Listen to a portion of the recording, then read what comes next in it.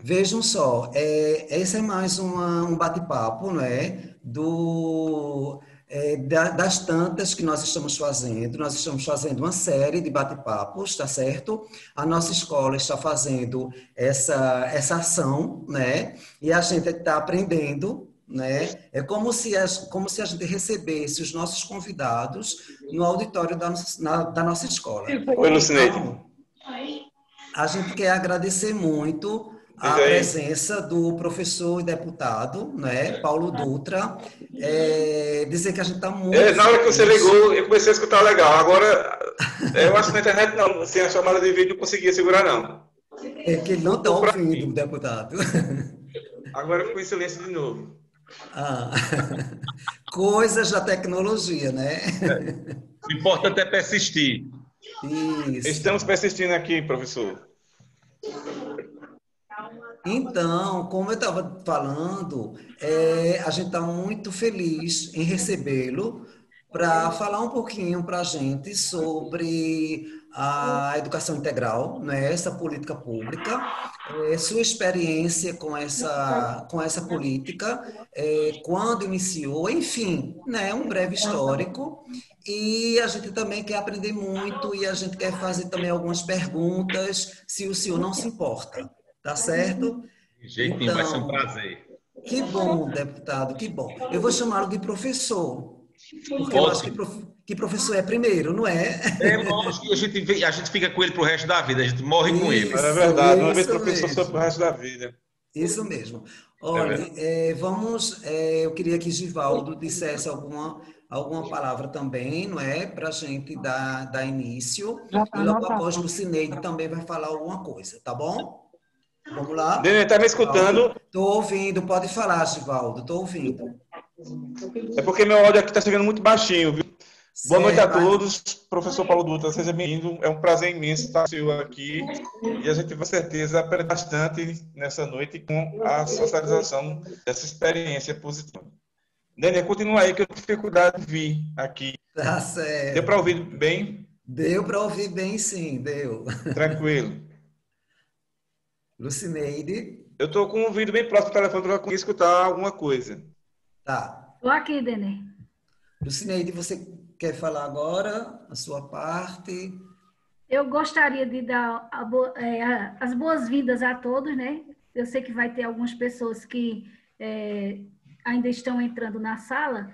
E, assim, o que eu gostaria de falar para todos é que eu conheço o professor Paulo Dutra já há mais de 10 anos, porque eu entrei na educação integral quando foi instalada aqui em Caruaru. Sou testemunha de tudo que aconteceu e pedi a ajuda até do professor Diego para também testemunhar as nossas conquistas, né? Então, eu também quero ouvir o professor Paulo agora, aí depois, qualquer coisa, se houver necessidade, eu falo, porque eu sou suspeita a falar, tá bem?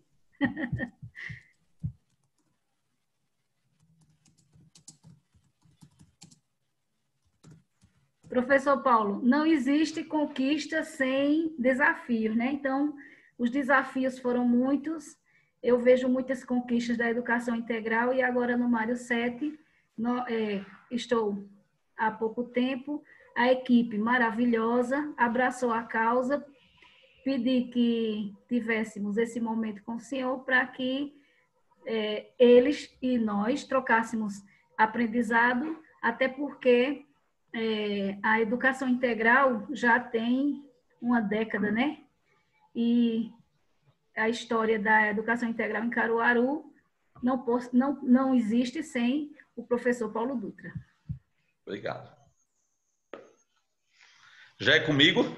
Sim, professor, estamos Já ansiosos. sim. Boa noite a todas e a todos. Dizer da alegria de estar aqui com vocês. Agradecer a professora Lucineide, agradecer a professora Denner, que é sempre bom a gente poder dialogar, poder conversar sobre a nossa prática. Eu acho que quem vai sair aqui hoje mais rico, quem vai aprender sou eu, aprender com vocês. Professor Givaldo, que eu estou vendo aí, tem que persistir, professor. Dizer o seguinte a vocês, minha gente. Eu digo assim que quando o professor Denner diz assim, é deputado, é professor. É professor. Eu, assim que entrei na Assembleia, eu fiz um requerimento. Na Assembleia você opta por ter 3 nomes. faz parte do regimento. Você pode ter até 3. Então, por exemplo, podia ser Paulo Fernando Vasconcelos, deputado. Mas tem que ter 3 nomes, e no máximo 3. E aí foi quando estava lá na porta, já colocaram lá, Paulo Dutra, deputado Paulo Dutra. Aí eu fiz um requerimento, eu não sabia que tem que fazer requerimento, fiz um requerimento para acrescentarem o professor, porque eu digo que eu estou ali, eu digo que por acaso, não era do meu projeto de vida, mas foi a educação integral que me levou para a lei, para a gente continuar essa luta, num outro espaço de luta. Pois bem, como a gente veio falar de educação integral, e principalmente fazer um recorte em Caruaru, para mim, eu digo assim, foi muito simbólico na educação integral. Primeiro porque eu sou professor da rede, vou fazer agora 40 anos que entrei na rede, eu tenho 58 anos, portanto, comecei assim que eu entrei na faculdade em março, comecei a ensinar em setembro numa escola do Estado, porque essa escola não tinha professor de física até então. Sou professor de física. No meu percurso de acadêmico, eu deixei física no 3º ano, fiz um novo vestibular para agronomia, terminei a agronomia, eu me incomodava muito, porque eu dizia assim, eu sou da rede e eu entrei como estagiário e fui ficando, eu nunca fiz um concurso.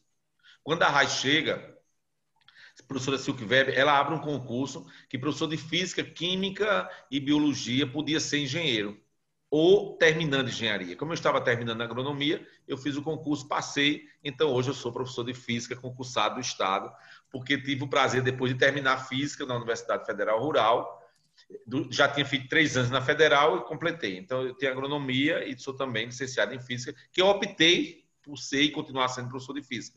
Passei só 1 ano trabalhando como engenheiro agrônomo.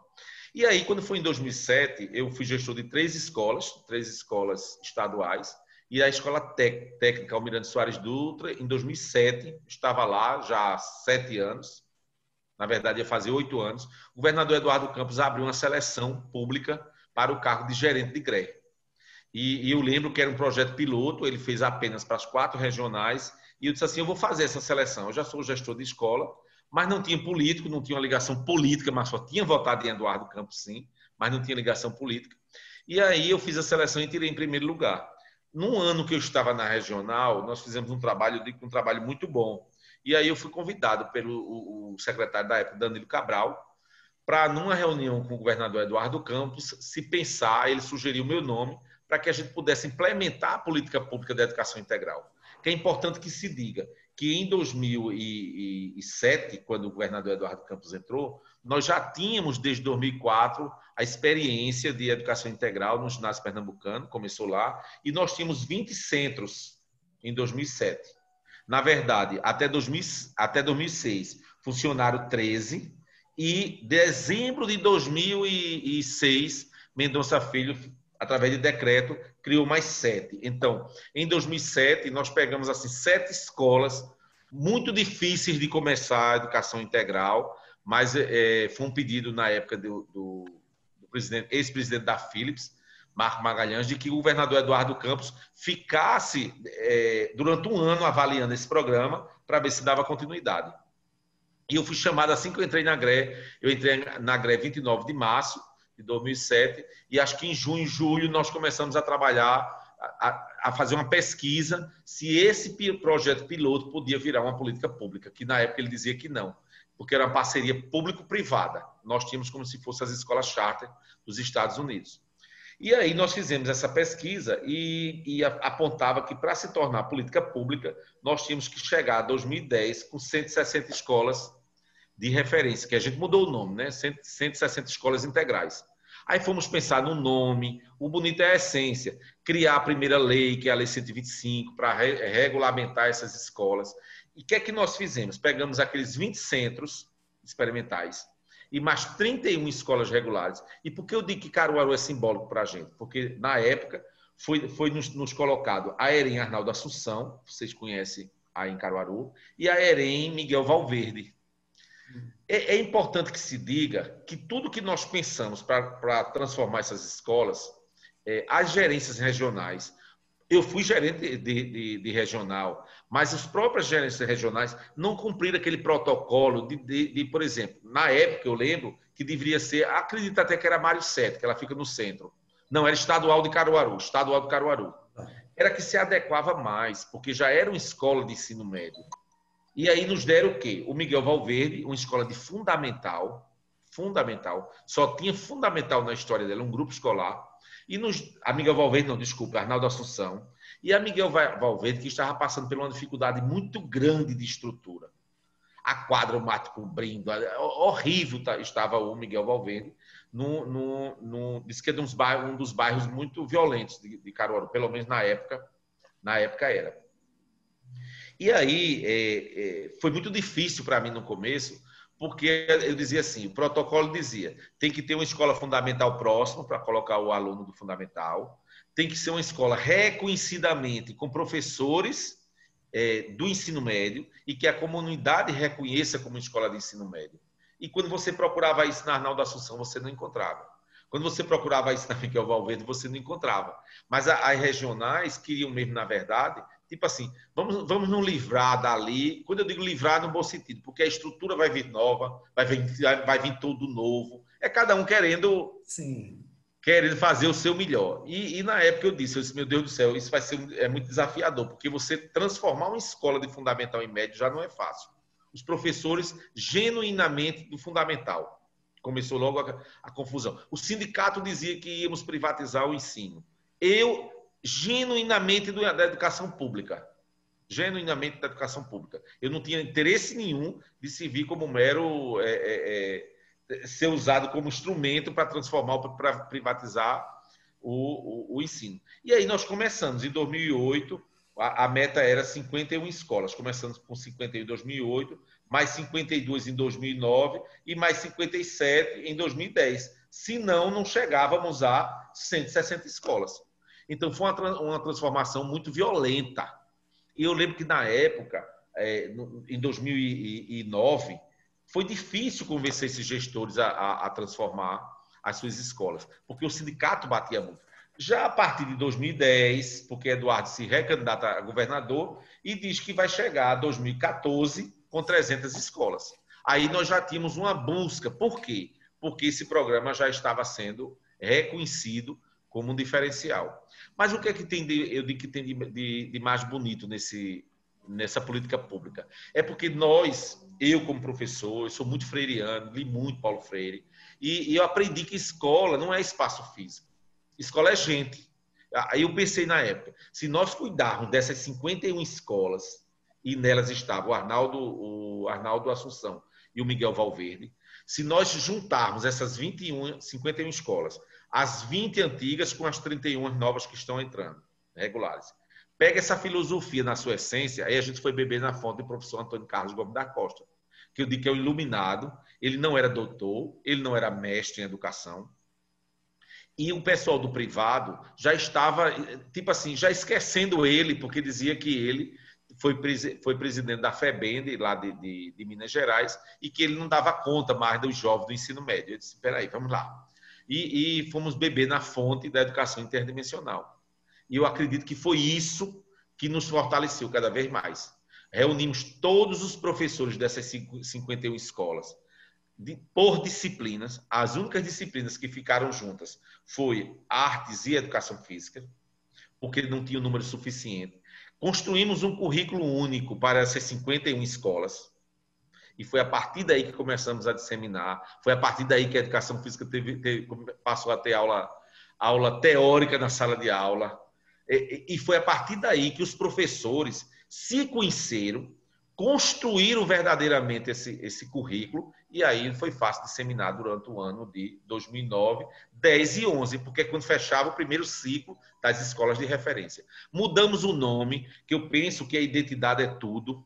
A identidade é tudo. Era Centro Experimental, Centro de Ensino Experimental Ginásio Pernambucano, Centro de Ensino Experimental tal. Mudamos logo para a escola de referência. O sindicato bateu na gente. Como é que Arnaldo Assunção, que nem o banheiro é bom, pode ser uma escola de referência?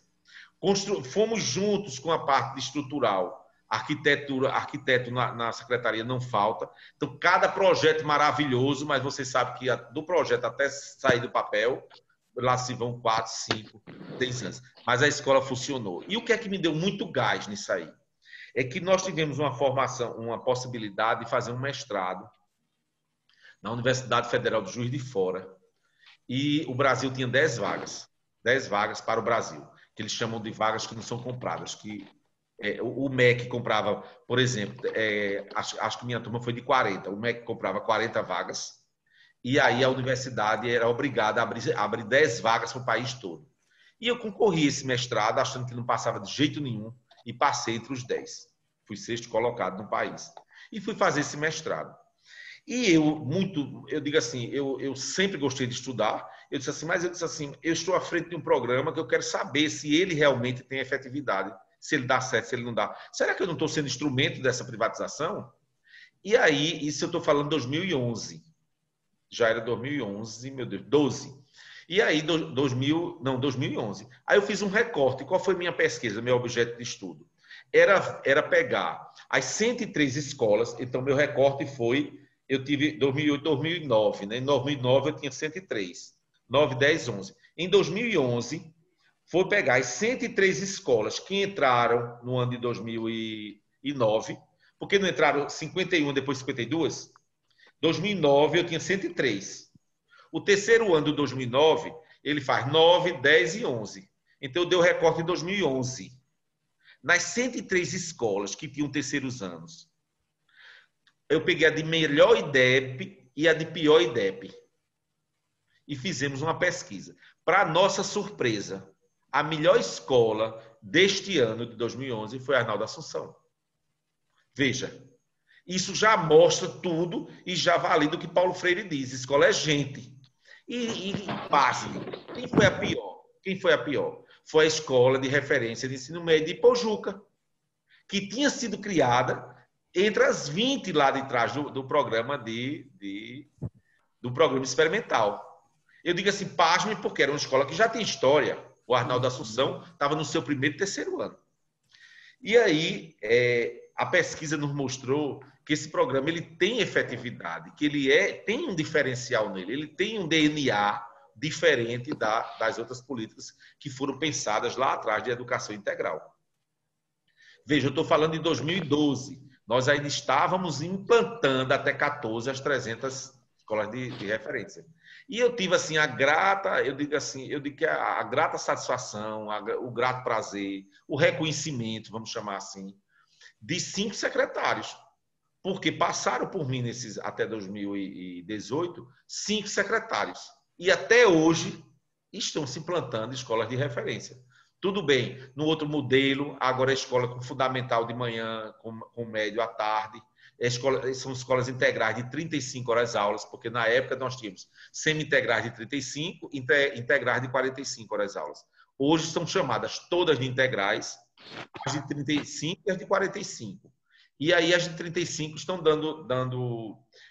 surge uma nova, que ela é de 35 manhã, parte manhã e tarde e noite. Vai até, acho que às 20 horas e 40 da noite. 20 e 40, professor. Hein? 20? Até às 20 e 40. Às 20 e 40 da noite, que são as 20 e 40. 20 e 40, isso, né? As integrais de 2 turnos. Então, veja, é uma política... Nossa, fica aqui. Ai, que beleza. Então, é uma política pública que está mudando a vida das pessoas. E aí eu posso dizer tranquilamente, mudou a minha vida. Eu tenho 39 anos, como eu disse a vocês, de sala de aula de gestão em escolas públicas, dos quais 10 anos na Secretaria Executiva, que eu saí em 18, mas eu digo que esses últimos 10 anos foram, assim, eu digo que a minha grande satisfação de poder ter contribuído com a mudança, a transformação de tantas vidas, inclusive a minha, porque eu digo que foi essa educação integral que me deu o mestrado, foi essa educação integral que me fez estar no doutorado, continuo estudando, eu estou estudando hoje a sociogênese da educação integral no estado de Pernambuco, e nisso passa pelo Brasil, nesse doutorado. Estou terminando minha última disciplina agora. Então, veja, é algo que mudou a minha vida e eu acho que de muitos jovens. Mas por quê? Porque eu acho que nós construímos com vocês, conosco, professores da rede. Nós não fomos pegar lá fora, nós não contratamos. Eu lembro que o primeiro fórum da educação integral, das 51, lá em 2008, estava havendo uma greve. Então, tem umas coisas assim muito, muito simbólicas e muito fortes. Primeiro fórum, 51 escolas, Eu acredito que ali hoje o ano passado já aconteceu no Classic Hall, mas nós começamos no Centro de Convenções, só a parte de baixo. Tem cerca de 2.000 professores. E o sindicato invadiu lá e queria direito de fala, que era uma greve, e queria tirar todos os professores, passou por cima de todo mundo. Nós demos o microfone ao sindicato, lembro como se fosse hoje. E o sindicato fez a fala e disse, vamos se retirar todo mundo daqui, porque estamos em greve e vocês não podem estar aqui fazendo uma formação. E foi um silêncio, ninguém se retirou. Uma professora doutora da Universidade Rural pegou o microfone, era ela que estava na fala dela, ela disse, vocês atrapalharam a minha fala, e eu quero dizer a vocês que eu também luto pela mesma causa de adequação de qualidade social. E eu estou no meu espaço de luta. Respeito de vocês e vocês respeitam o meu. Isso para mim ficou na história. Ficou na história. Professora Rosilda, acho que é o nome dela. Então, eu digo que quem estava ali se fortaleceu mais para construirmos juntos. Então, não foi Paulo Dutra. Nós construímos juntos. Eu só representei esse grupo de professores. E eu volto a dizer, muito focado na formação. Na época, éramos muito criticados, porque dizia que se exigia demais, mas eu acredito que nós não chegaríamos nesses números, nesse patamar que nós estamos, nesse reconhecimento de primeiro lugar em 2015, se não fosse assim a cobrança.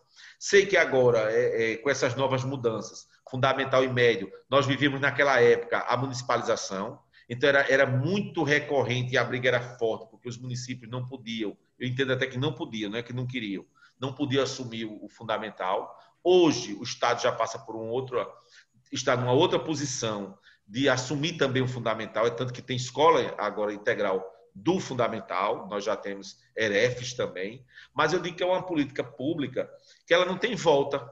Está lá no PNE, no Plano Nacional de Educação, a meta 6 é ampliar em 50% dessas escolas, é ampliar o número de matrículas da educação integral. Acho que Pernambuco dá conta disso, porque vem aumentando, independente de governo, vem cumprindo essa meta 6.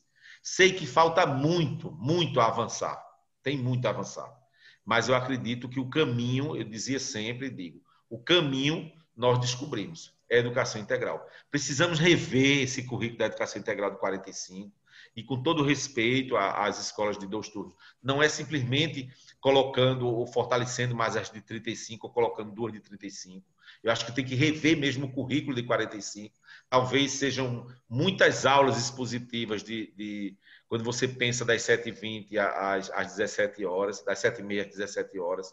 Então, mas também são 10 anos, minha gente, são 10 anos. E as coisas mudam. Vocês veem agora, eu dei entrada numa indicação, eu preciso falar disso aqui, que eu digo que quanto mais eu falar, até quarta-feira que vem, que vai ser a audiência pública, sobre isso, porque assim, eu não estou, nessa minha indicação, eu não estou dizendo que, muito pelo contrário, eu não estou dizendo nem defendendo que tem que voltar às aulas presenciais, não, muito pelo contrário. O que eu estou dizendo, eu fiz uma indicação para o governador, para o secretário Fred Amâncio, de que estes 2 anos, 2020 e 2021, nós deveríamos transformá-los em ensino híbrido e em ciclos.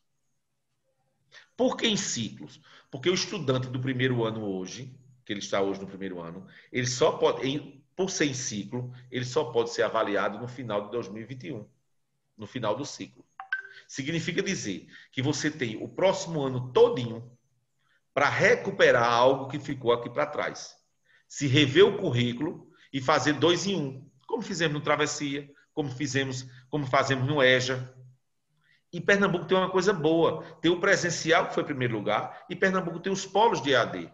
Então, Pernambuco tem expertise tanto no presencial como na educação à distância.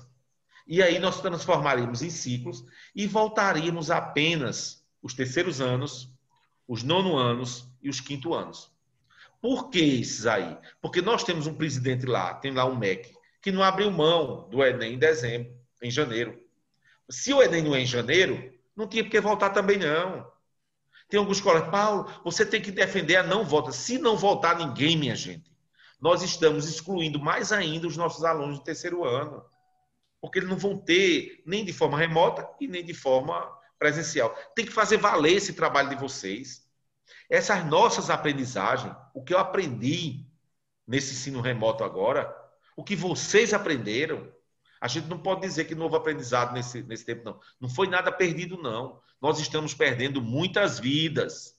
Muitas. Nós perdemos muito. Então, a gente não pode, o que nós construímos, o que nós aprendemos, jogarmos fora, dizer que a gente não sabe nada. A gente aprendeu muito, muito. Agora precisa. Precisa do Conselho Estadual regulamentar, precisa o governador querer, precisa o secretário Fred Amâncio querer, e precisa acabar com essa instabilidade de 15 em 15 dias, de 30 em 30 dias. Vai voltar? Não vai voltar. Vai voltar? Não vai voltar. Isso é angustiante para todos nós.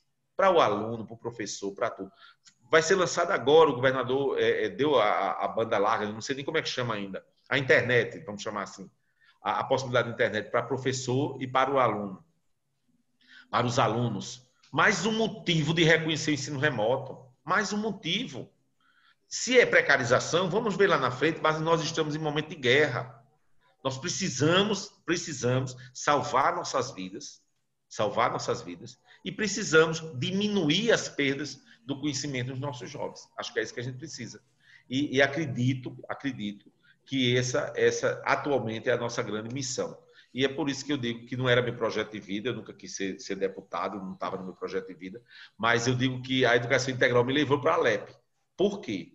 Porque eu fui convidado para fortalecer o palanque do governador, para falar nesses municípios do que é que a gente fez de bom e que não pôde, naqueles 4 anos, o governador Paulo Câmara, dar o aumento que ele tinha prometido na campanha, que era dobrar o salário do professor. Então, minha missão foi essa. Cheguei lá, por acaso, estou no segundo, como segundo suplente. Eu digo, cheguei lá pelos vossos professores que tive o apoio da categoria e pelo governador, porque se ele quiser, na hora que ele quiser, a gente sai. É só ele chamar, ele devolver o secretário, que a gente tem que voltar. Mas eu acho que meu trabalho é esse. A educação integral é que me levou a isso. Caruaru, para mim, ela é simbólica por conta disso. Tem muita clareza na minha visita ao Arnaldo Assunção, ao Miguel Valverde. Minha gente, pelo amor de Deus, me dê uma escola de ensino médio, porque eu não sei lidar com fundamental. Eu sou professor de física, minha vida toda foi com jovem. Então, se a gente vai pensar uma escola de jovem, onde a gente vai primeiro tirar o do fundamental, é meio... Se nós tínhamos aí tantas escolas de médio, e deu certo. É isso, minha gente, que eu tenho para... Eu acho que o bate-papo da gente agora fica à disposição. Dizer mais uma vez que a noite é nossa, nem se preocupe com o tempo, a gente está aqui para construir e aprender. E me colocar à disposição sempre que precisarem. Muito obrigado. Professor, a gente que agradece, né? Muito, muito bom, né? Saber da sua trajetória, da sua luta na educação, não é? E, assim, já tem algumas pessoas aqui dizendo no chat que essa sua ideia é maravilhosa do ciclo, né? Mas aí a gente se pega nesse empecilho, nesse obstáculo, que se transformou o Enem, né? Sim. Porque, como o senhor bem falou, o ideal seria que a gente também colocasse o terceiro, né, o terceiro ano do ensino médio, o ano final, né, nesse ciclo também. Mas aí a gente tem um empecilho que é a data do Enem, né? Então, assim, Fechamento. não foi pensado nisso, né, nessa questão para os jovens, os adolescentes que estão concluindo o ano, né? Quer dizer, que estariam concluindo o ensino médio. E aí a gente fica essa problemática, né, do MEC, que tantos ministros, troca de ministro o tempo todo, enfim, a gente não vê realmente uma ação efetiva do governo federal, né, com relação à educação, com relação a outras coisas também, mas a gente está falando aqui da educação, né, e aí atrapalha esses planos e essa sua ideia muito boa dos ciclos. Professor, eu acho que os meus colegas depois, claro, vão falar, mas eu queria, assim, destacar um ponto que eu achei muito importante na sua fala, vários foram importantes, mas é importante destacar a presença do pensamento de Paulo Freire, né, nessa política pública que é a educação integral. Né? Então, eu assisti a uma conversa sua com a Maria Medeiros e o senhor dizia que Antônio Carlos Gomes da Costa era discípulo de Paulo Freire. E aí o senhor me fala agora que é freiriano, eu fico muito feliz com isso. E eu acho que, em meio a um contexto tão complicado que nós estamos vivendo na educação desse país, que as pessoas falam mal do Paulo Freire, né? As Perfeito. pessoas criam uma certa ojeriza a Paulo Freire, sem nem conhecer direito o trabalho, porque eu acredito que não conhecem o trabalho dele. E aí o senhor falar, esclarecer para a gente que a política pública, né, de educação integral, o senhor, né, o professor Antônio Carlos Gomes da Costa, tem esse pensamento freiriano, né? Isso é muito importante. Então, assim, se o senhor pudesse falar mais um pouquinho só da importância de Paulo Freire para a nossa educação, não é? E como é importante para Pernambuco ter uma personalidade dessas, né? Eu acho assim que seria professor ou professoras ouvindo sobre a importância de Paulo Freire para o contexto da nossa educação brasileira e mundial, né? Já que ele influenciou também Mundialmente. a alfabetização em outros países. Daniel, eu fico muito feliz nessa nossa identificação, sobre Paulo Freire, pelo seguinte, eu digo que eu sou um privilegiado. Eu sou um professor que chegou na Alep e que teve o privilégio, porque é um privilégio, viu, de colocar uma lei tornando Paulo Freire patrono da educação do Estado de Pernambuco. Paulo Freire já é patrono da educação do Brasil, Paulo Freire já é patrono da cidade do Recife. E foi interessante quando alguns colegas foram criticar. Ô, Paulo, já é tanto para aquele de Pernambuco? Eu disse, não, é o contrário. Ele precisa ser visto no seu estado. Era para começar por aqui? Sim. Ele foi nacionalmente Sim. primeiro? Ele Sim. foi do Recife primeiro? Então, Paulo Freire, professor Antônio Carlos Gomes da Costa, ele falava muito dos pequenos nadas. Ele dizia que às vezes Paulo Freire era criticado porque Paulo Freire era muito simples, era muito direto. E aí ele dizia, Paulo Dutra, essa escola só vai dar certo se a gente transformá-la pela afetividade, pela corporeidade e pela espiritualidade. Porque, veja, o cognitivo é a essência da escola. A cognição, a construção do conhecimento. Mas essas outras três não. E esses nossos alunos, eles não têm isso em casa. E quando a gente fala de espiritualidade, não é falar da religiosidade, não. Cada um pode ter sua religião. Mas acontecem coisas na vida da gente que independem da vida da gente. Veja, eu falo por mim. Eu comecei um curso de física, porque eu queria ser pesquisador, eu queria ser professor. Eu migro para a agronomia, eu tinha um pai que era agricultor, e aí migro para a agronomia, termino o curso de agronomia, trabalho um ano e volto a ser professor. E assumo... Veja, isso é uma coisa que você não explica. É uma identificação pessoal, eu digo que é maior do que a gente. Essa pandemia, essa nossa aprendizagem com o ensino remoto. Como é que se explica isso? Do dia 18 para cá, 4 meses de aula, nós fizemos um doutorado em AD, em remoto. É lógico. Nós estamos aqui, mais de 30 pessoas, sei lá, quando nós estamos numa sala, é como se fosse uma sala de aula, e nós aqui batendo papo, a gente bem sentado, cada um na sua escola, ou na sua casa. Eu, por exemplo, estou na minha casa. A gente começou a abrir a casa da gente, não é? Porque a gente começou a trabalhar manhã, tarde e noite, porque diz, não está trabalhando em casa. A gente está trabalhando muito mais, porque a gente não está trabalhando com o que a gente domina. Quem está trabalhando professor de química não está só com o conhecimento dela de química, ela tem que ter a química, ela tem que ter a habilidade da máquina, da tecnologia, e ainda tem que ter um linguajar diferenciado para atrair mais um pouco as pessoas que estão tão distantes, que estão tão friamente, umas no carro, umas... Quer dizer, a gente passou a trabalhar mais e sem qualidade de vida. Eu digo assim, porque A gente pensa que está em casa, mas a gente está refém numa sala do quarto do escritório.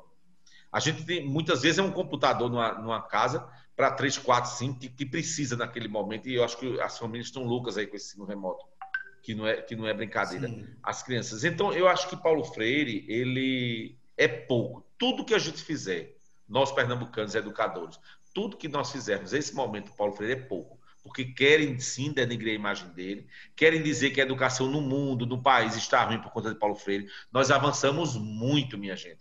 Olha, eu tenho 2 dados para dar a vocês aqui de números. Primeiro, em 2007, dados do censo, do INEP, não é invenção de Paulo Dutra, não é de governo, não é de política, não. 24,85% dos estudantes do ensino médio abandonavam o ensino médio. 24,85%.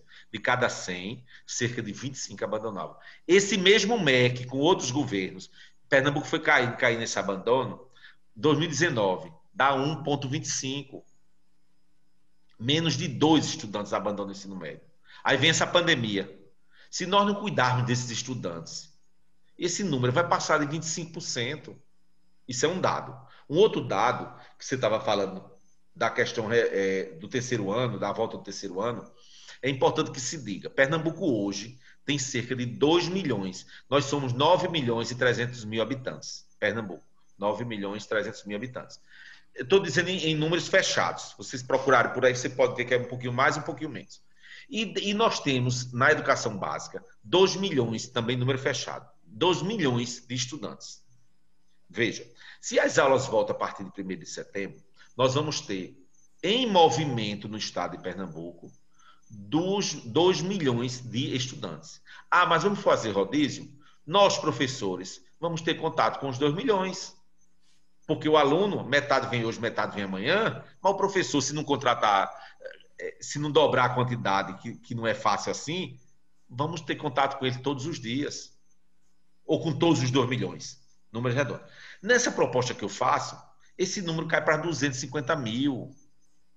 Então, cai para 250 mil. Aí disseram, mas professor Paulo, e só os do terceiro ano vão trabalhar? Não, rever horário. É para todo mundo trabalhar. Então, só o terceiro ano, de forma... Escolas de referência, por exemplo, que só tem 1º, 2º, 3º ano. Voltaria só terceiro ano. Voltaria com todo o protocolo de divisão de turma com 15 estudantes. E o professorado era redistribuída a carga horária dele, que ele fosse dia sim, dia não também. Porque ele não pode ser exposto a esse vírus com essas pessoas. Mas a gente também não pode negar, não pode ficar em casa e dizer, não, esse ano está perdido. Porque a gente não pode fazer isso. Então eu acho que é o momento da gente discutir.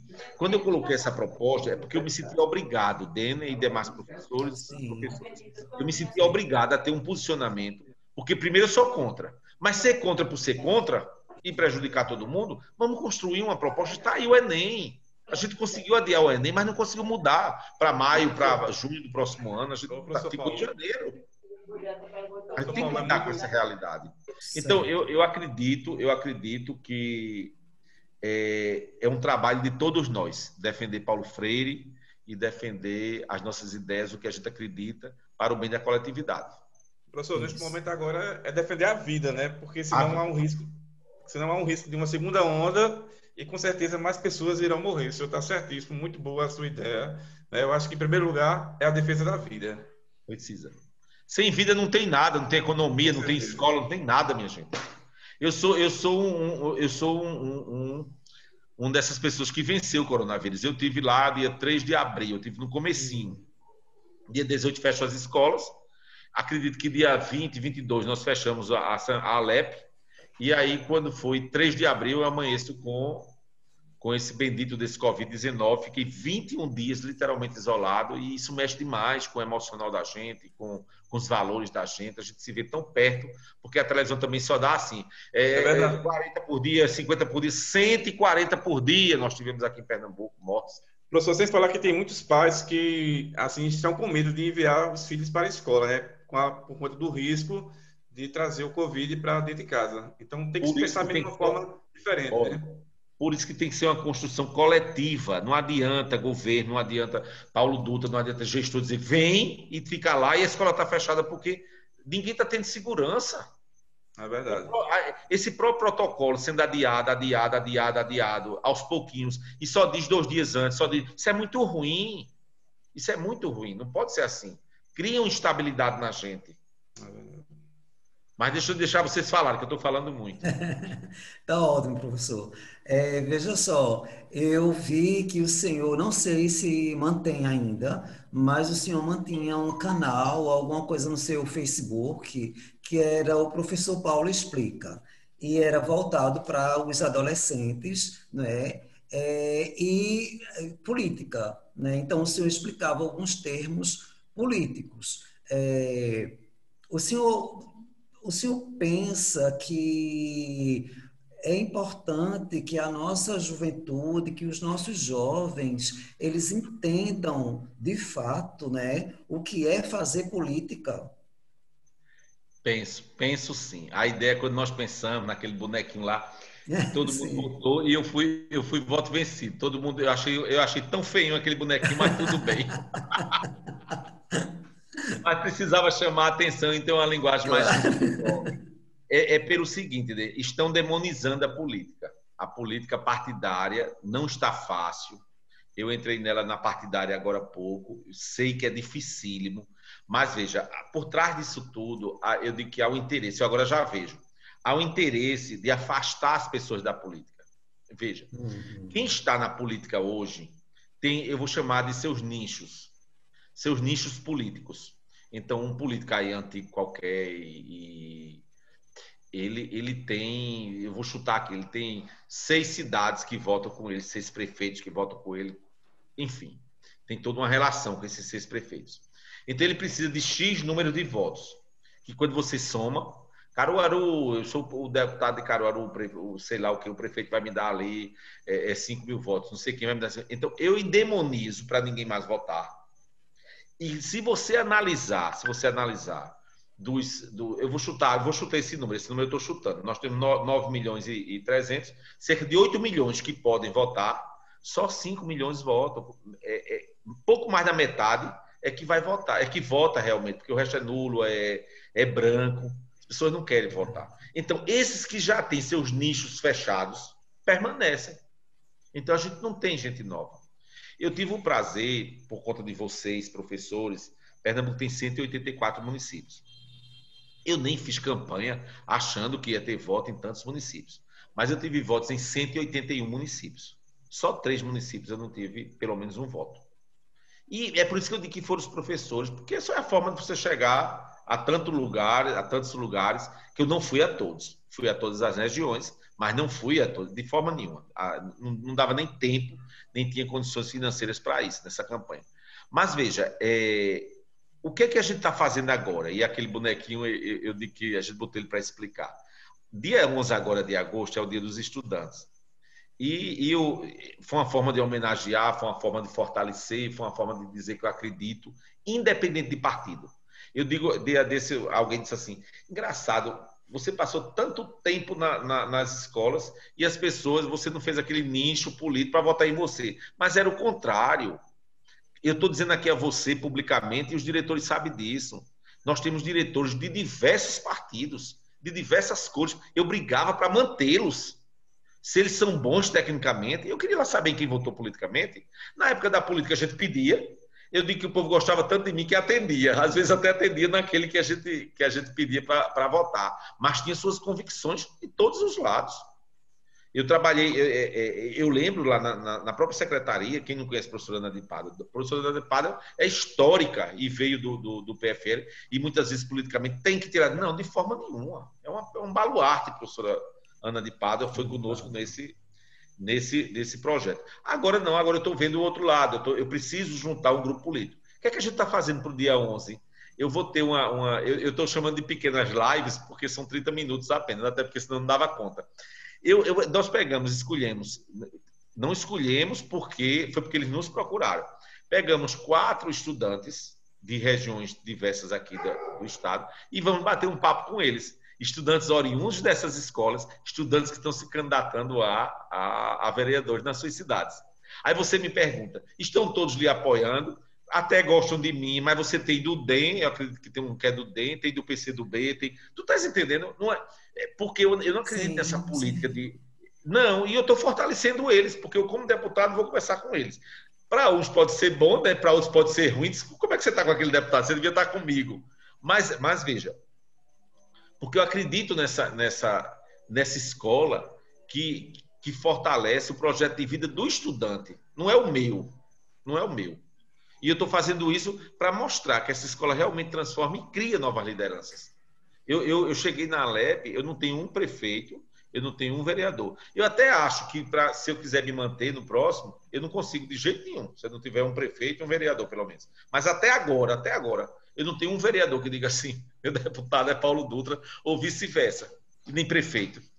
Porque cada um tinha os seus, e a hora de procurar era antes. Eu não procurei, nem tinha mesmo, porque eu fui, como eu digo, eu fui deputado do susto. Eu fui por acaso. Professor, E aí, diga. com essa sua postura, o senhor foge daquela velha política que foi tanto propagada, né, pelo governo federal. E é muito bom, né, esse pensamento seu e o pensamento da escola cidadã, que a gente precisa mesmo, essa questão de investir na formação política dos nossos jovens. Isso é muito importante, né? Isso fortalece a nossa cidadania.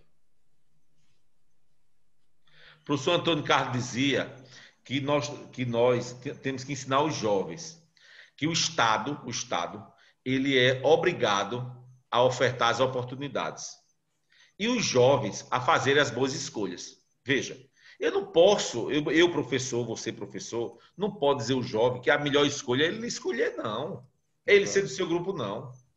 Você tem que dar as oportunidades, dar a ele o leque e ele escolhe. E você tem que respeitar.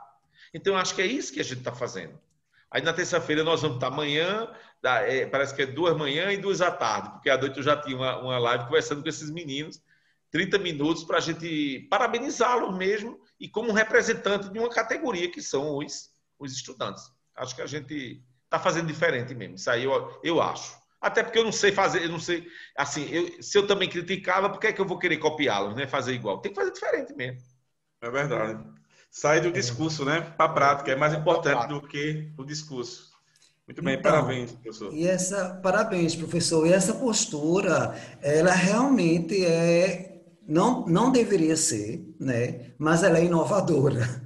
Né? Porque o que a gente escuta dos políticos é um discurso tão pisado, tão já esgarçado, né? Como, por exemplo, a luta contra a corrupção. Ora, gente, tanta gente já se elegeu com esse jargão, né? E aí a gente não vê as pessoas dizerem assim, não, vou lutar pela educação, pela saúde. Não, a primeira coisa é lutar pela corrupção. Então, isso já se tornou um jargão e as pessoas, né, acreditam, né? Porque desde o tempo como chamava aquele candidato da vassoura lá, né? Que era para varrer a corrupção. Jânio Quadros, para varrer a corrupção. Varrer a corrupção. E depois outros contra os marajás, enfim. E a gente ainda cai nesse conto, né? Professor, veja, a sua postura... Oi.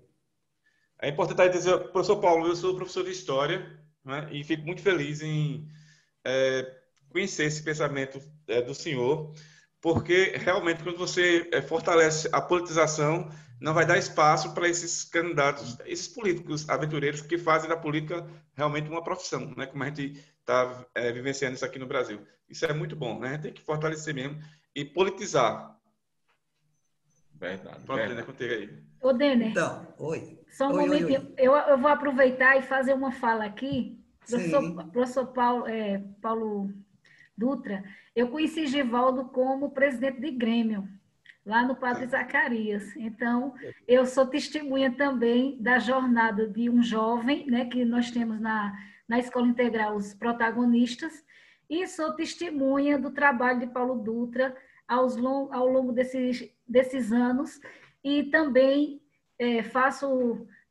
compartilho com esse pensamento de querer o melhor e que ainda bem que as pessoas conseguem visualizar o melhor também na política. Claro que é mais difícil por conta de tantos anos de, como é que eu posso dizer, de acreditar somente num grupo.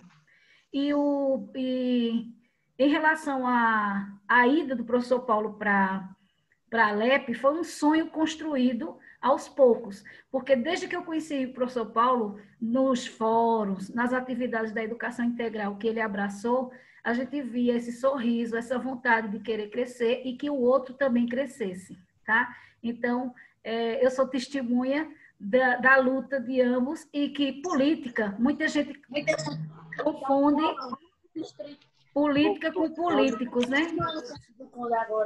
Então, alguém está com o telefone aqui ligado. Microfone aberto.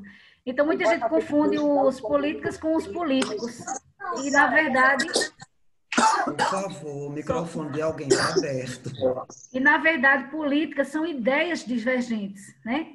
Então, eu estudei política da FAFICA e políticas são ideias diferentes, não os políticos em si, tá? Agora, é claro que existem políticos que precisam ter oportunidades, como esses jovens que vão se candidatar a vereador, e com certeza eles têm o trabalho no protagonismo, né? Que foi desenvolvido tanto na escola integral. Era isso que eu queria falar do meu testemunho, Denner. Pode continuar aí. Muito bem, Lucineide, muito bem. Professor, veja só, nós termos um professor, não é, nessa seara política, um professor que foi eleito, um professor que é deputado, que dá uma visibilidade, não é, à nossa profissão, porque a gente precisa se reconhecer como profissional, né? O professor não é amor, né? Eu ensino, não, eu ensino porque sou profissional, né? Então, a gente ter essa visibilidade no meio político e ser representado por um dos nossos profissionais de educação, por um professor, isso é como um ditado, não tem preço. Né? Agora, deixa eu só terminar aqui a pergunta. O pensamento, né? Tá? Aí, veja só, professor, eu ouvi também a sua conversa com Maria Medeiros, né? A nossa querida Maria Medeiros, e o senhor falou que o senhor lutava, comentou com alguém e perguntou por quê, porque sobre a gratificação dos professores da escola integral, né? Para essa gratificação deixar de ser gratificação e ser incorporada. Eu acho que o senhor falou alguma coisa sobre isso com a Maria Medeiros. Aí eu queria que o senhor falasse um pouquinho, porque esse é um nicho, né, de ser defendido politicamente. Deixa eu lhe dizer, foi o seguinte, eu fui convidado pelo Observatório de Olinda. O Observatório de Olinda é um grupo de professores, o professor, ele é doutorando, o Edson, ele fez o curso comigo, acho que lá atrás nós pagamos uma disciplina juntos, e ele me convidou para um bate-papo, e tinha uma pessoa do sindicato, não estou nem lembrando o nome dele, não sei se era não estou lembrando não, o nome um dos diretores de Olinda. O Williams, acho que é o Williams, isso. E aí eu fiquei muito feliz, quando ele disse que o sindicato estava lutando para a incorporação da gratificação do integral. E o que eu disse foi o seguinte, na minha primeira reunião política com o governador, eu já deputado, aí ele perguntou a mim, a ideia era se, nessas eleições agora, se eu tinha interesse. Eu moro em Camaragibe há 14 anos e nasci em Timbaúba. E se eu tinha interesse de me candidatar a prefeito ou de Camaragibe ou de Timbaúba, porque, segundo diz no meio político, você precisa esquentar o nome. Tipo assim, você sabe que vai perder, mas para que daqui a 2 anos, se você quer se reeleger, você ter passado ali, ter tido mais votos, vamos chamar assim. Eu tive 1.365 votos em Timbaúba. Então, se eu me candidato em Timbaúba como prefeito, como a coisa fica polarizada, eu vou lá para os 4.000. Então, depois, com certeza, eu vou ter 3.000. É mais ou menos assim a lógica política. E na hora de sair, o governador, eu não tenho o menor interesse. E tem mais. Você, como deputado, você não se licencia. Você concorre e continua sendo deputado. Você não tem perdas. Por isso que todo mundo quer sair candidato, mesmo achando que vai perder. É isso que não bate muito com a minha cabeça. Aí eu disse, ó, governador, quando eu me candidatei a deputado estadual, me candidatei para fortalecer o projeto político do PSB. Se o desejo de vocês for esse, eu deixo meu nome à disposição, tanto de Camaragibe como de Timbaúba. Mas, se for pelo meu projeto de vida, eu não quero de jeito nenhum. Porque eu já estou na Alep, eu quero renovar daqui a 4 anos, eu quero que o senhor me ajude a renovar meu mandato. Mas eu estou na Alep e eu quero dizer ao senhor uma coisa. Eu estou ali para lutar por umas coisas que a gente não conseguiu fazer lá atrás. E uma delas é a gratificação dos professores. Pense comigo, fiz essa conta com ele. Pense comigo, o ginásio pernambucano começou em 2004. Era 2019. Nós estamos em 2019. Então tem 15 anos. 15 anos que o professor do ginásio pernambucano recebe a mesma gratificação. Você, para entrar no ginásio pernambucano, que não foi diferente na escola de vocês, você fazia uma seleção e você tinha que ter lá mais 5 anos, sei lá quantos anos. Moral da história. Muita gente do ginásio pernambucano tem uns 25 anos para se aposentar, trabalhou 15 no ginásio pernambucano e vai sair perdendo uma gratificação de R$ 2.132. Não é justo. Aí fui estudar. Então, veja que eu tenho que fazer na Alep. Eu não estou ali de brincadeira. Eu disse, não, Paulo, sei que o momento é muito complicado, é muito difícil, mas vamos pensar nisso, porque o senhor tem 4 anos de governo pela frente também, para que daqui para o final a gente consiga isso. Aí eu dizia, quando eu vejo o sindicato brigando por isso, eu não quero saber quem conseguiu, se fui eu, se foi o sindicato. Eu quero que consiga, porque a gente precisa rever. Quando nós construímos lá 10 anos atrás, por que é que ela foi 2.132?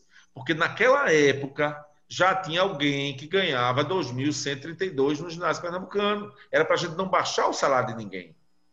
E começou lá ganhando R$ 1.000, chegou todo mundo a 2.132, porque ficou lá com a trave, com o teto. Então precisa rever.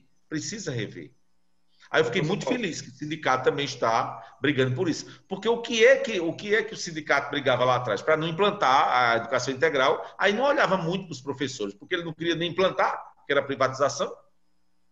Gestores passou a ser olhado. Eu fui gestor de 3 escolas. Toda a vida eu fui sindicalizado. Não existia uma briga para a gratificação do gestor. A gratificação do gestor hoje, minha gente, é R$ 1.260. É muito pouco. Uma gratificação de gestor, 1.260. Foi da época que eu era gestor lá atrás.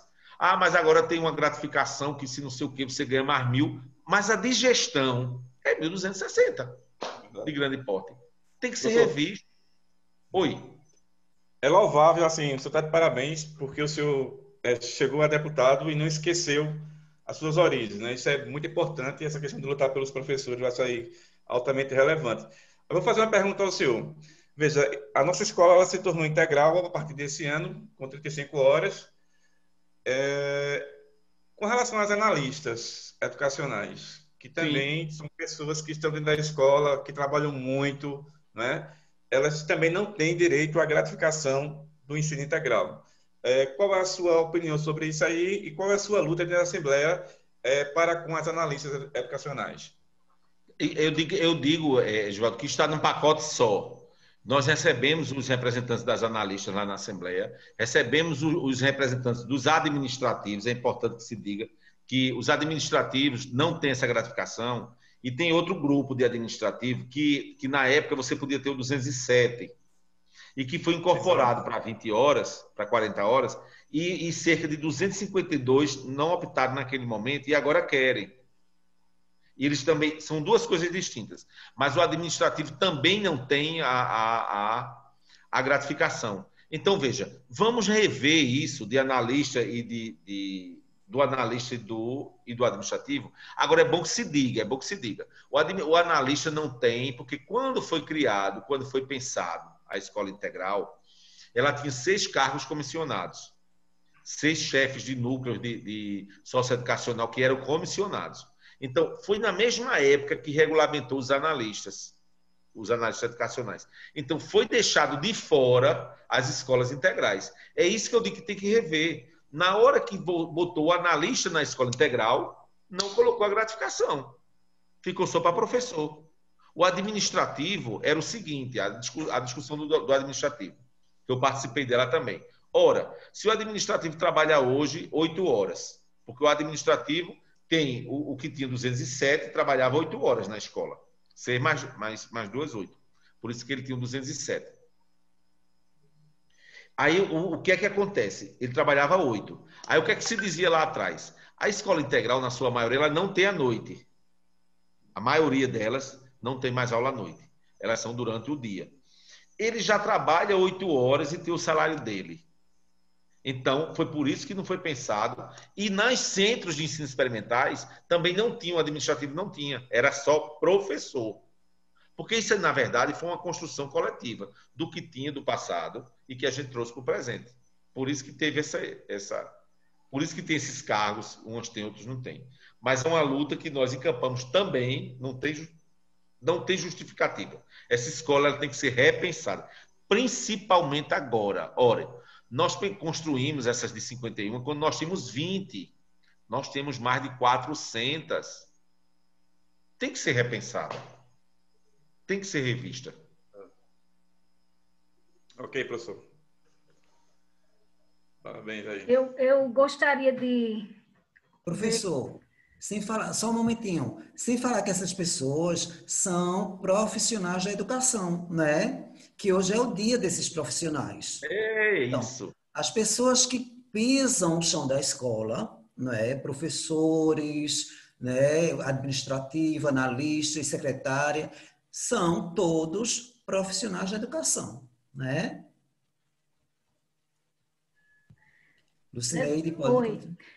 Assim, como a temática foi para a política, e que bom que foi, e que bom que a gente tem esse representante na política, né, que é a questão do professor, do educador, e como a gente está falando sobre os desafios, e o professor Paulo falou sobre os desafios, aí tem as conquistas, e eu, quando entrei no Mário 7, eu vi Diego como uma grande conquista, foi meu aluno lá no Arnaldo Assunção, e eu gostaria de passar para ele a palavra. Diego, sua impressão, tá? Para o professor Paulo também ouvir. Certo, Gente, muito Diego. boa Boa noite noite. a todos. É uma alegria, né, primeiramente, estar dividindo com vocês esse momento de bate-papo. Escutar a fala do professor Paulo Dutra também foi me trazendo boas recordações, né, desse processo de implantação. E eu queria dizer para o professor Paulo Dutra, né, ele falou na sua fala que a educação integral mudou a vida dele, né? E eu digo e reforço que não só a dele, né, mas a minha também. Falo de forma muito pessoal, né? Eu que fiz parte, desculpa, eu que fiz parte dessa implantação lá no Arnaldo Assunção em 2009, né? E que passei por todo o processo de reforma de escola, de entender a importância da educação na minha vida e tudo mais. Primeiramente, eu não queria, né, estudar na escola de tempo integral. Era um terror, assim. Não gostava de estudar de forma alguma. Estava quase reprovando a 8ª série, quando a minha mãe disse, você vai estudar o dia inteiro. Aí eu, não, cheguei a chorar, mas aí na primeira semana de aula, né, com a acolhida dos protagonistas, eu já fui despertado, assim, né? Caiu as escamas nos meus olhos para os estudos. Eu dizia, meu Deus, escola de fato é gente, né? Como o professor Paulo Druta falou, não é uma questão física, não é um prédio, né? É gente. E aí eu comecei a brilhar os meus olhos, assim, para o desejo da educação e tudo mais. Eu recordo também de todos os desafios, né, que nós passamos no início, né? Primeiro, a escola Arnaldo Assunção só tinha 5 salas de aulas, e aí a gente passou por todo esse processo de construção do novo prédio, e como foi gratificante, né, ver a construção e os frutos de tudo isso, de todo o investimento, de todos os esforços, tanto dos professores como da equipe gestora, e enfim. Eu sou eternamente grato, assim. Quando se fala de educação integral, eu sou o primeiro a levantar a mão ou as mãos para aplaudir, para dizer assim, nossa, eu sou muito grato a tudo que eu vivi enquanto fruto da educação integral. E aí eu também falo da relação professor-aluno, né, que é muito concreta, né? É de muita simplicidade, mas também de muita cooperação, um com o outro, né? Não é aquele regime em que o professor fala e o aluno apenas escuta, né? E aí você vê isso muito no protagonismo. Foi os primeiros que eu vi, foi os alunos na escola, não foi professor, não foi gestor, né? Então isso é importantíssimo, que eu considero como conquista, assim. Eu hoje, até hoje, né, eu trato os meus professores como grandes amigos, né? Hoje eu tenho a oportunidade, né, de estar trabalhando na mesma escola que Lucineide, que foi minha professora, e isso é muito bom, né? Isso é uma conquista para mim. Além do fato de me despertar para os estudos. Como eu disse, eu não gostava de estudar, e a partir da educação integral, né, eu me senti em casa. A aula terminava às 5h45, mas eu lembro que a gente ficava jogando bola, jogando vôlei e estudando também para os vestibulares na escola até 8 horas da noite e depois descia para casa andando com meus colegas. Então, assim, a escola era de fato a minha casa, né? Minha casa. E quando eu dizia, mãe, eu almoço na escola, eu escovo os meus dentes na escola. Então, tipo, era minha casa e isso mudou a minha vida. E me despertou para o estudo, né? O fato de despertar, de querer sempre dar o melhor nas avaliações externas, os professores provocavam isso por meio dos projetos, por meio das oficinas e tudo, assim, o quanto os projetos também mudaram a minha vida e me despertou para a paixão pela educação, né? E aí, quando eu fui decidir pelo que curso superior eu queria seguir, né? Eu não fui forçado a nada, eu simplesmente fui por aquilo que eu gostava e acabei chegando na conclusão de que eu amava aquilo que eu vivia todos os dias e queria estar naquele ambiente para sempre. E aí foi quando eu escolhi e decidi fazer educação física e licenciatura, né? Está aí, eu recebo esse nome, né, como primeiro, eu sou o professor Diego. E isso é muito grato. Hoje, trabalhar numa escola também que acolhe esse programa, né, essa política pública de ensino integral, faz eu ser cada vez mais grato, assim. Hoje eu estou do outro lado, né? Antes eu era aluno, hoje eu sou professor da escola de tempo integral e quanto é legal ver isso, sabe? Eu posso passar a minha experiência para os meus alunos e enxergar que, de fato, a escola não é só aquele espaço físico, não é só aquelas paredes fechadas, quadradas. Não, é muito mais do que isso.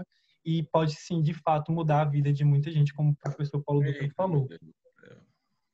Então, é isso, assim, se eu fosse listar aqui a quantidade de conquistas que eu tive, né, fiz parte, né, como o professor também falou, desse primeiro lugar no IDEB, né, no IDEB, Eu fiz a conta aqui agora. Ele estava na minha pesquisa. Eu lembro da gestora, né, falando para nós, alunos, que nós ficamos em primeiro lugar e que festa a gente fez. Eu lembro também da minha turma, acho que se conta, assim, os poucos que não entraram numa universidade e a maioria deles no ensino superior federal, em universidades federais, estaduais. E quanto foi rico para a gente, assim, esse momento, como foi celebrativo, como que a gente acreditava naquela política, de fato, pública, né? Que bom. É isso. Parabéns, Diego, parabéns. Que bom, não é? Boa Ei, noite. comigo. Boa noite. Licença, eu também queria dar Boa uma noite. palavrinha. Claro, Aninha. Boa noite, professor, e boa noite a todos e todas. Como Diego, eu também quero parabenizar vocês, né, todos que implantaram, né, essa escola de tempo integral e falar também que valeu muito a pena a semeadura de vocês, falar dos bons frutos que renderam, né? Meu filho, como Diego também, eu sou analista da escola, e meu filho também foi fruto dessa escola de tempo integral. E ele fala ainda hoje da influência que ele sofreu na sua escolha profissional e nas suas ações no trabalho, quando participou daquele projeto de empreendedorismo da mini empresa. Júnior Ativo. Então, ele disse que até hoje, quando está fazendo alguma atividade, porque ele hoje é analista em gestão de empresa, ele disse que lembra muito das vivências desse período que ele foi aluno do tempo integral no Arnaldo da Assunção. Então, assim, todo o esforço de vocês foi muito válido, né? Hoje a gente está vendo esses frutos, valeu muito, parabéns, que cada vez mais, né, a gente se empenha para que essa escola, esse formato melhore cada vez mais para que a gente possa ver muito mais resultados, né? Muito obrigada. E, mais uma vez, parabéns, viu? A todos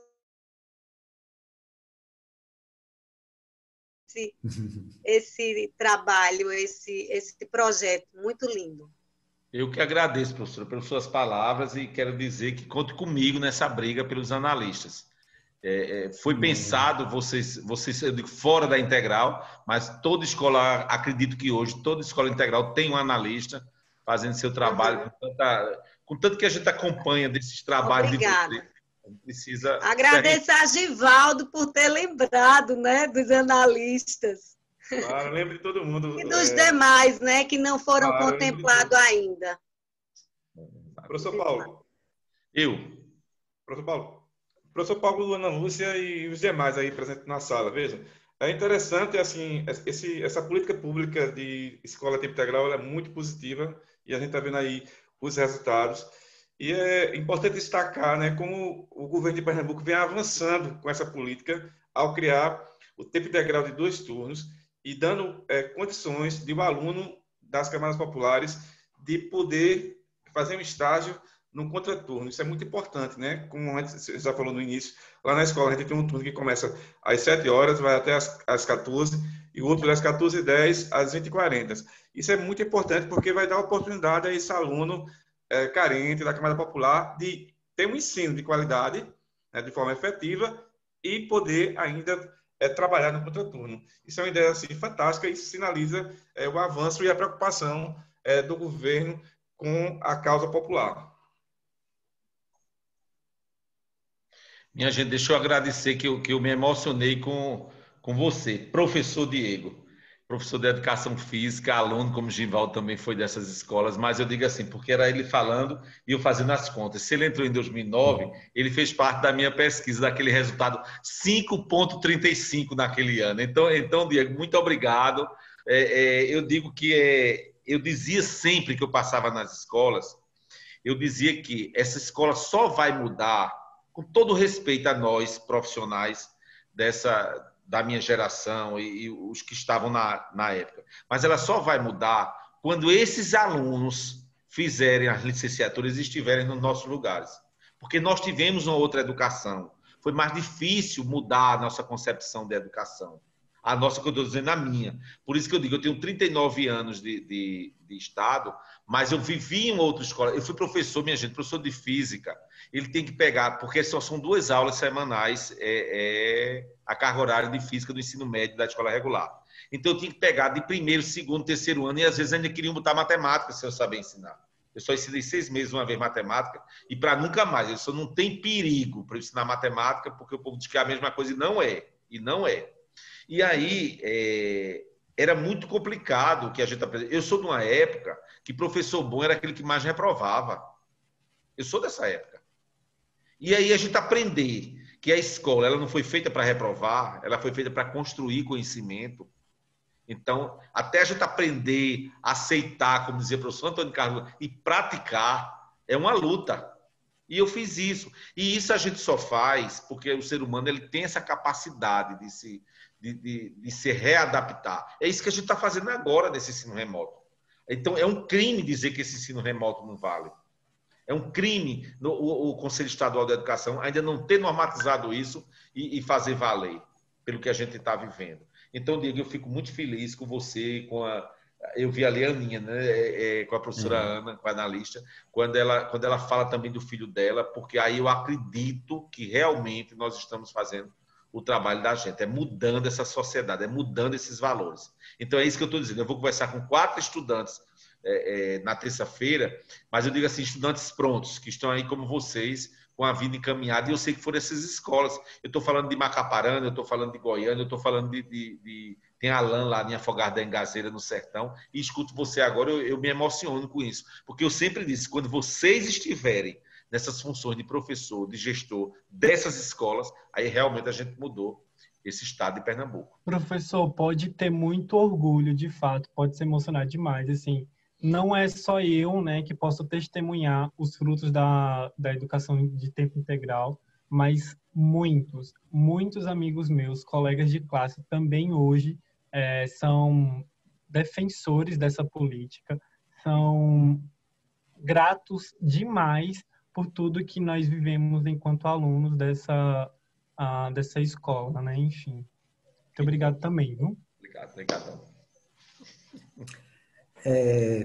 Vejam só, aqui no chat tem algumas perguntas já, tá? Então, assim, tem gente querendo saber qual a sua opinião, professor Paulo, sobre os contratados. Deixa eu te dizer. Professores contratados. Tem 2 tipos de contratos temporários. Eu digo que tem uns que eu defendo e tem outros que eu luto para que eles acabem. Eu conversei essa semana com a deputada Gleide Ângelo. Ela fez um levantamento sobre, não sei se vocês viram, acho que saiu alguma coisa no jornal. Ela fez um levantamento sobre os concursados da Polícia Civil, Militar, Bombeiros, enfim. E eu vi rapidamente o relatório dela e ficou muito bom. Liguei para ela e disse, deputada, me ajude a fazer um levantamento em cima desses termos que a senhora pegou, da Secretaria da Educação, porque, minha gente, eu cheguei a ser chato, cheguei a ser criticado, porque eu passei 10 anos da minha vida, só falava, bebia, comia educação integral. E o pessoal falava para mim, a rede é muito maior, que eu sei que é, mas eu dizia assim, mas meu trabalho me deram esse. É a fatia que me deram para tomar conta do integral. Não dá para eu falar do regular, que eu disse que eu esqueci até como era a carga horária do regular. Veja, eu fui diretor de escola e fazia horário, fazia manual. Não era nunca para ter esquecido, né? Mas não era porque eu sou muito intenso nas coisas que eu vivo. Então eu pedi para ela, e a gente está construindo isso, porque Pernambuco tem hoje cerca de 15 mil contratos temporários. Por que é que eu digo que eu defendo uns e critico outros? Quais são os que eu defendo? São os contratos temporários para as escolas técnicas. Eu acho que eles são importantíssimos, essa renovação de 6 em 6 anos, 8 em 8 anos, para que a escola técnica, o mundo econômico, o mundo do trabalho, ele muda muito rapidamente. Eu lembro que nós fizemos um levantamento para Goiânia, e Goiânia, cidade de Goiânia, ia ter um aeroporto e um porto. Veja, aeroporto e um porto. O que é que a gente faz de imediato em Goiânia? Bota o curso de turismo. Nem chegou o porto, nem chegou o aeroporto. Chegou a Fiat, chegou a questão da farmácia, os remédios. É o que chegou em Goiânia. Automaticamente nós mudamos o curso. Então, contrato temporário para a educação profissional, eu defendo. Já para o Estado, para a escola regular, para as disciplinas, aí não. Aí há um equívoco do governo. Escola, eu acho que é uma instituição sagrada. Eu sou católico, quando eu chamo sagrado, não é do termo pejorativo. É uma instituição sagrada. Eu dizia agora há pouco, os donos de escolas acham que o aluno voltando presencial, eles não vão ter o abandono.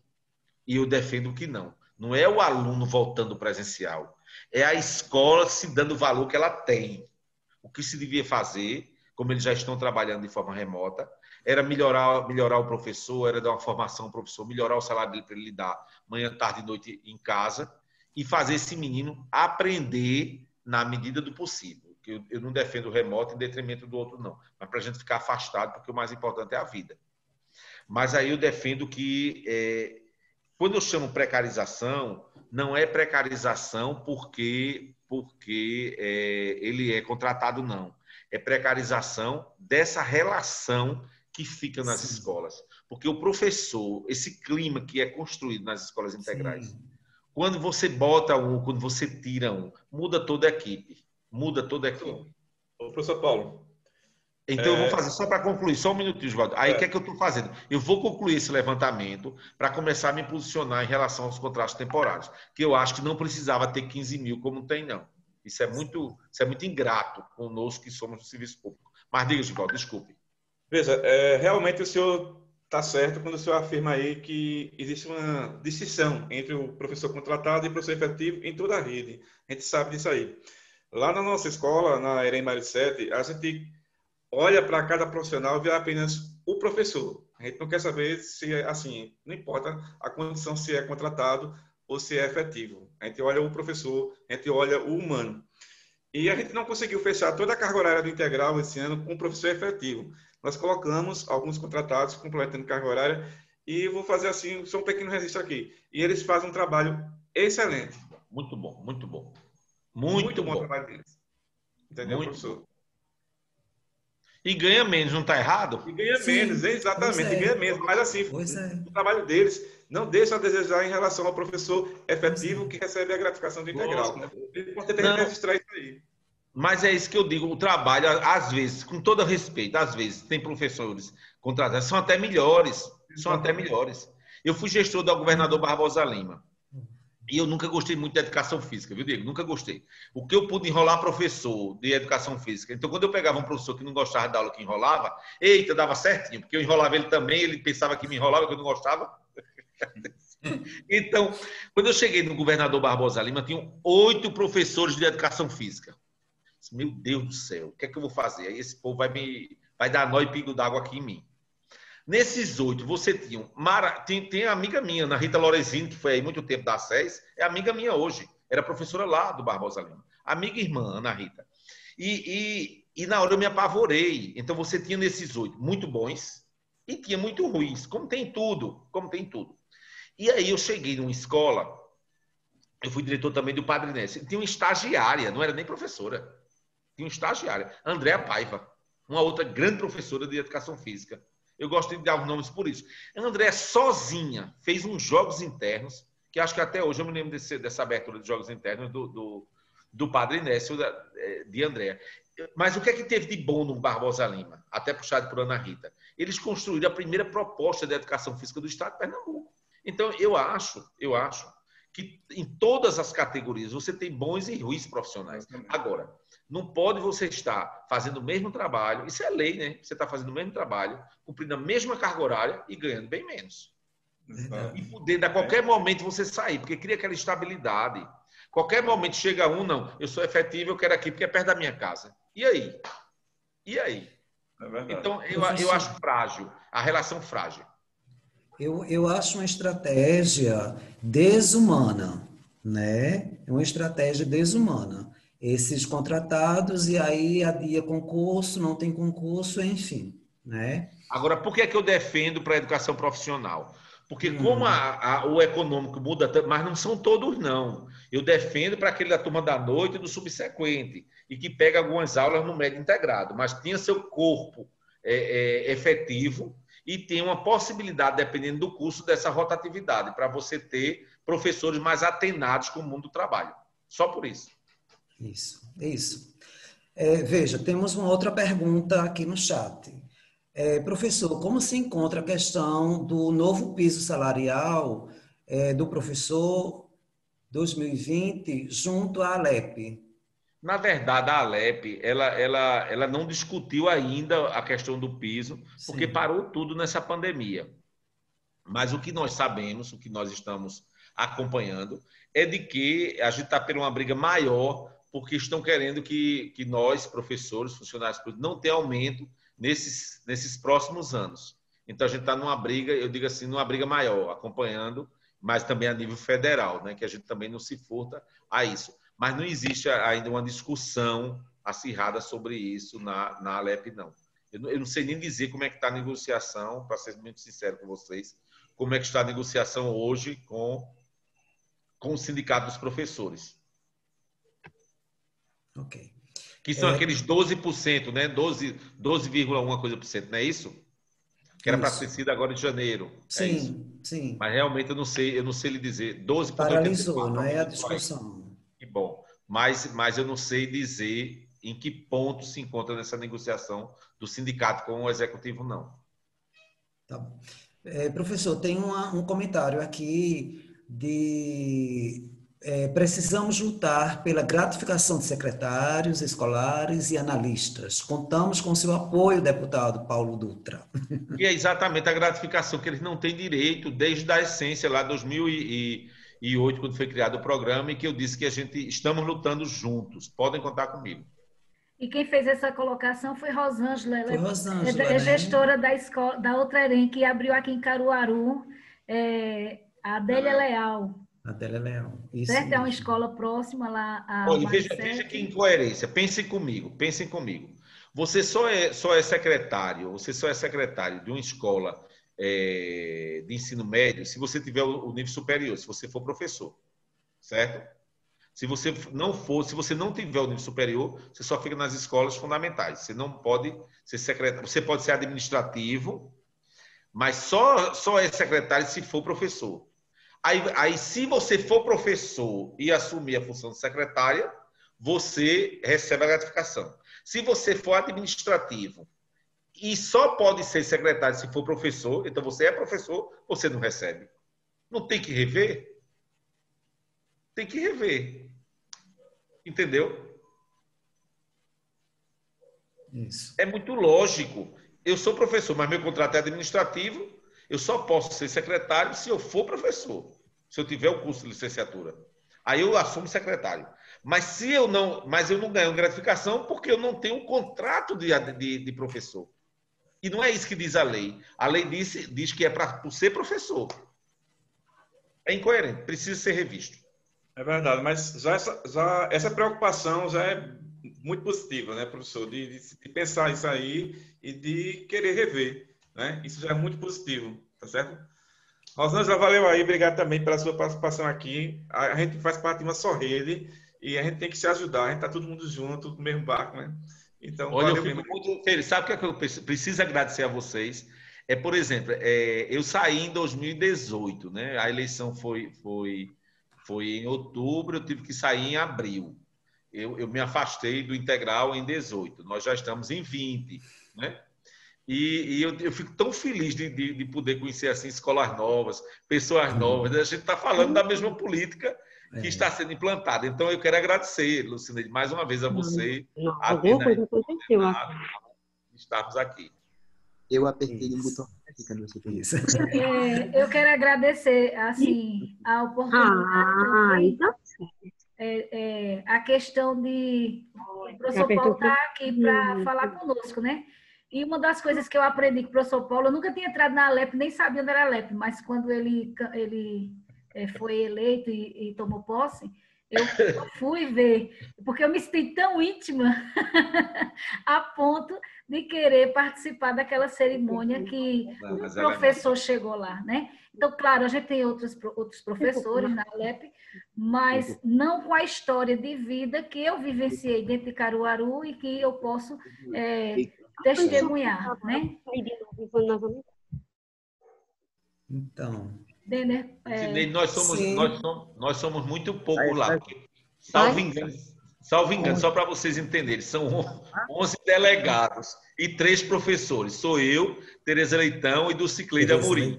Então, a gente precisa começar a pensar na política partidária para fortalecer cada vez mais e nós, professores, nos fortalecermos com os nossos colegas, porque não é fácil não, viu, minha gente? 11 é delegado, é polícia, é civil, é militar, e eu não entendo muito bem dessas patentes, eu fico doido, mas como é tudo lá deputado, então a gente se iguala.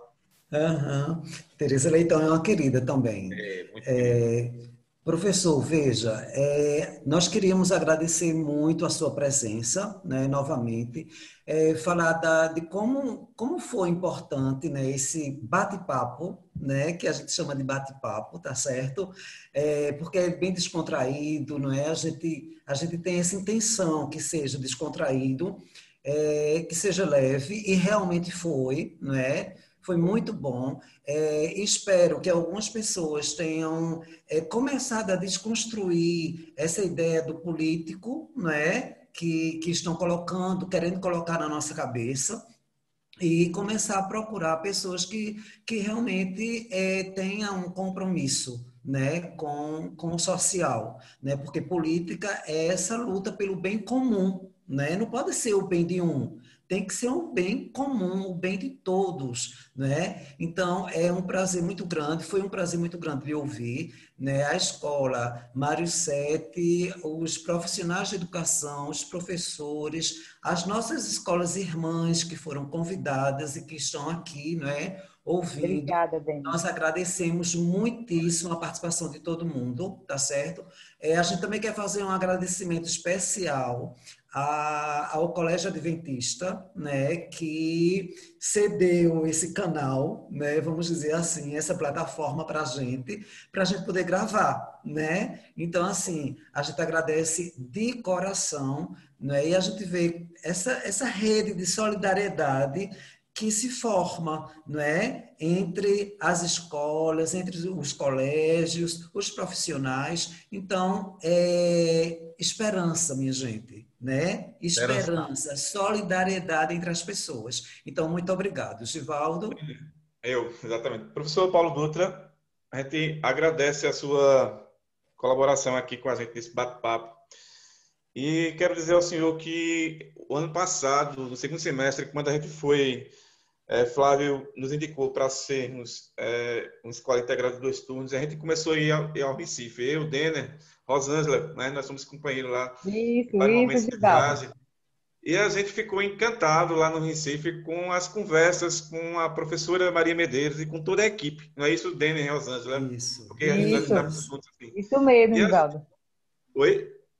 E a Isso gente mesmo, começou, Givaldo. assim, no Mário 7, com muito gás, né? Com muita vontade de acertar. Infelizmente, veio a pandemia e, assim, provocou essa parada aí. Mas a gente está ali na escola Professor Mário 7, né? Procurando acertar, estudando a filosofia do integral, tá certo? E procurando fazer o melhor para que essa política pública ela realmente avance. Muito obrigado ao senhor e a todas as pessoas que estão aqui participando. Muito bom. Professor, o senhor conhece, não é? Além do olhar. Isso. Tô Todos lendo, nós, né, viu? Denis? Pois não é, Rosângela?